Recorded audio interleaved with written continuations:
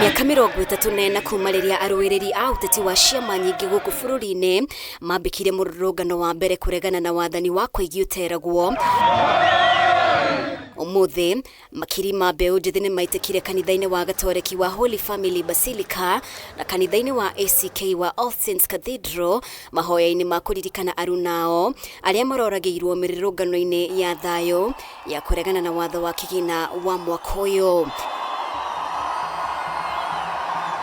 Hĩndĩ ya mahoya maya mbeũ njĩthĩ nĩ meranĩire gũthiĩ na mbere gũthingatithia thirikari ya Kenya Kwanza ĩthingate mwathanĩre mwega ĩkĩrĩre haro ya kũhĩtana na ungumania ũndũ ũmwe na waitangi wa indo cia mũingĩ na wagarari wa watho na gatiba. Agitongoria mithe ya mbeũ njĩthĩ Mũthikabu Philip Anyolo nyorĩtie thirikari ĩthingate mateta ma mbeũ njĩthĩ kuona kũrĩ na ũgwati wa kũharagana gwa thayũ wa mũingĩ mbeũ njĩthĩ magĩthiĩ na mbere gũtirikwo. Today we are gathered together to remember a group of young people who mobilized and came out against impunity that oftentimes you have seen in our nation here, Kenya. Oho Anyolo nĩ akomithirie rũhonge rwa borithi nĩ ũndũ wa kũhũthĩra hinya mũkĩrũku kũng'ethanĩra na arũrũngani matarĩ na matharaita na gũcũngĩrĩria ikuũ na nguraro cia rithathi rĩu akĩendekithia ũthuthuria mbara nginya ũtabanio na arĩa mekũnyitĩkana na mahĩtia matacũkĩrio makinya ma kĩwatho ũndũ ũrĩa ũnyitĩtwo mbaru nĩ ngwatanĩro ya NCCK.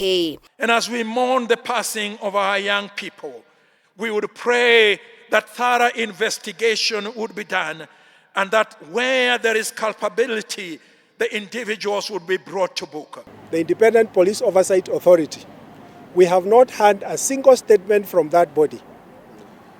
If they are not capable of doing the job, they should be disbanded and an Independent Police Oversight Authority established to investigate each and every death of every person that was killed during this protest accounted for.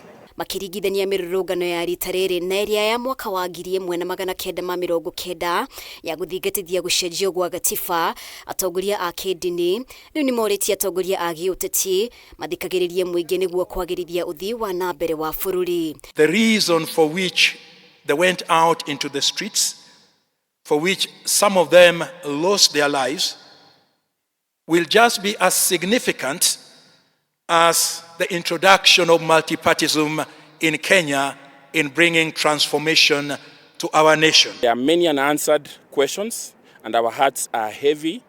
Many are in deep pain, fear, confusion and emotion which still run high.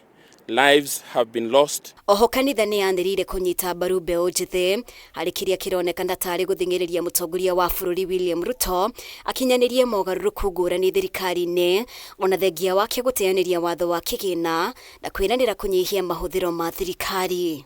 He has an incompetent cabinet and in addition many members of his cabinet are also corrupt and Kenyans are saying it is time for him to dissolve the cabinet, not to reshuffle, but to dissolve.